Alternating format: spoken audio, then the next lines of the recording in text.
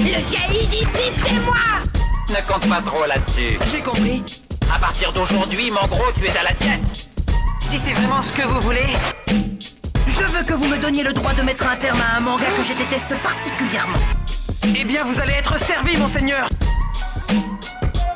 Et salut à tous et bienvenue dans Manga Bubulu, l'émission 100% manga. Salut Dorian. Salut Julien. Tu vas bien? Super et toi? Prêt pour cette nouvelle émission? Prêt. Moi ça va bien, merci. Nouvelle émission, celle-là elle est centrée sur un seul manga. On va essayer de vous convaincre de ce manga. Est-ce qu'il est bien, est-ce qu'il est pas bien? En tout cas, on va essayer de vous le présenter. Ce manga c'est The Quintessential Quintuplets, avec l'accent s'il vous plaît, un manga écrit par Negi Aruba. Il est sorti en 2017 dans le système de parution de la Kodansha, le Shonen Kodansha. Il y a 2 tomes sortis en France, Exactement. 12 au Japon. C'est toujours en cours, mais les 14 volumes sont prévus. 14 volumes, l'histoire est terminée. Donc voilà. Le résumé, c'est parti. Je vous le lis tel qu'il est écrit sur le site de l'éditeur. Je ne change absolument aucun mot. Et ensuite, on en discute tous les deux, Dorian. Est-ce que tu es d'accord ? Pas de problème. C'est parti. Alors, Futaro, un lycéen brillant mais fauché, décroche un petit boulot de rêve, professeur particulier pour une famille fortunée.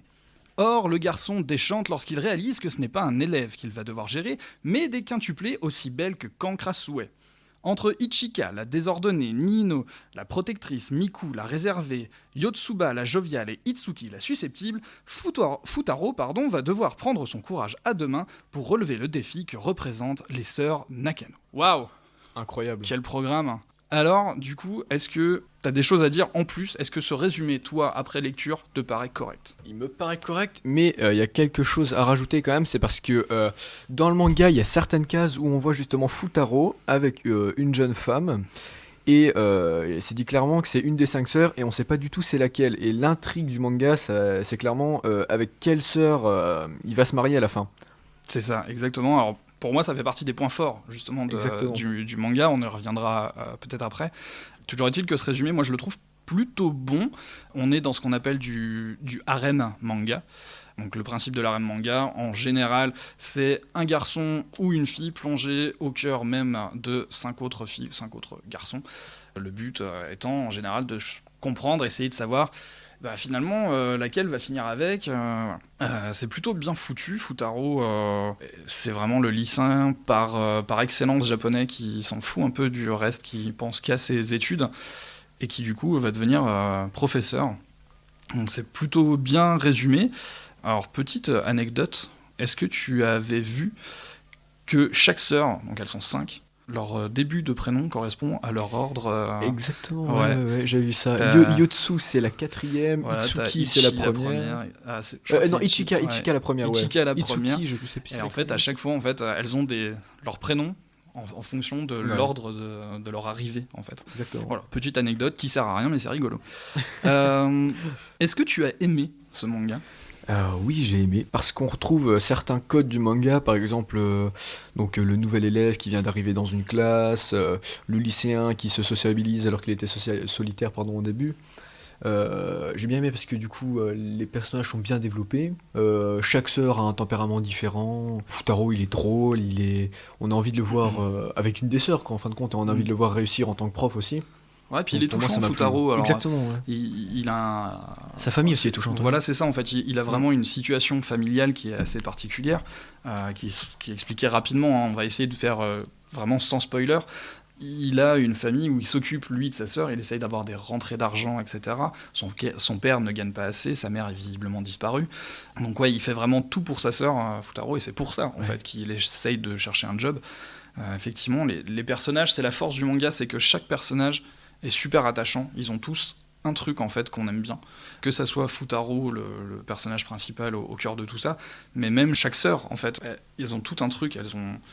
C'est des quintuplés, mais il y en a pas une qui est identique à une autre en fait. Ouais, elles ont toutes le même, un tempérament différent. Quoi. Ouais. Et je trouve que ça c'est la force vraiment du manga, c'est d'avoir réussi à aller plus loin que genre juste on vous a mis 5 frangines et puis il va se démerder avec. Non, là au moins voilà, on les aime toutes. Et moi, je me suis surpris à me dire, finalement, j'aimerais bien qu'il soit avec celle-là. Ah ouais, mais elle est quand même bien. Moi aussi. Et tu te dis, c'est quand même la force. Alors, pareil, pour ceux qui connaissent, moi, ça me rappelle énormément et c'est le concept du harem manga qui avait été... voilà, c'est Love Hina. Je sais pas si t'avais lu, toi. J'ai pas lu Love Hina. T'es peut-être trop jeune, hein, mais Love Hina, pour moi, c'est la référence du harem manga. C'était excellent, ça existe en animé pour ceux qui ont la flemme. Les mangas doivent être toujours publiés, si je dis pas de conneries. Vraiment, on le disait, c'est la force du manga harem, c'est qu'on cherche tout le long à se dire pourquoi, enfin laquelle il va choisir en fait. Ouais. Tu l'as dit, on le sait dès la 3e, 4e page. Peut-être même la première, je sais plus. Ouais. Ça nous dévoile tout de suite, il va se marier avec une des quintuplées. Sauf que comme elle est en tenue de mariage, enfin en robe de mariée, maquillage, coiffure, etc., on sait pas c'est impossible de savoir c'est laquelle. Ouais. Franchement, j'ai cherché. Hein.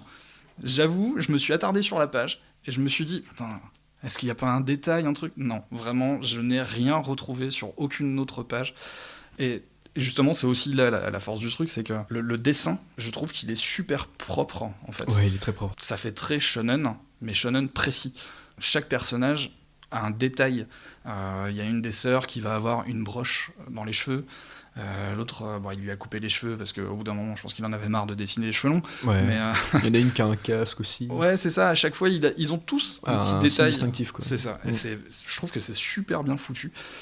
Ouais, voilà. Ce qui est bien aussi, c'est qu'elles ont tout un domaine où elles excellent. Par exemple, je crois que c'est Miku, c'est laquelle ? C'est Miku, c'est celle qui a un casque, je crois. Ouais. Oui, c'est ça. Elle aime bien l'histoire, elle, je crois. Elle aime beaucoup tout ce qui est dans l'histoire des samouraïs, des grands guerriers du Japon. Ouais. Donc ça, c'est ce qu'on voit dans le premier tome. Après, dans les autres tomes, je pense qu'on va voir les autres spécialités des autres sœurs, quoi. Ouais, c'est ça. En fait, on va essayer de pas spoiler vraiment, mais c'est des cancres, vraiment. Ça les gonfle de faire de leur cours. Mais petit à petit, en fait, Futaro, il va comprendre qu'elles ont toutes un truc qu'elles aiment et il va pousser là-dessus, en fait. Il comprend finalement qu'il n'y a peut-être pas besoin d'avoir la super note dans toutes les matières, mais d'avoir vraiment le top du top sur une matière précise, effectivement, sur l'histoire, par exemple, pour ce personnage-là.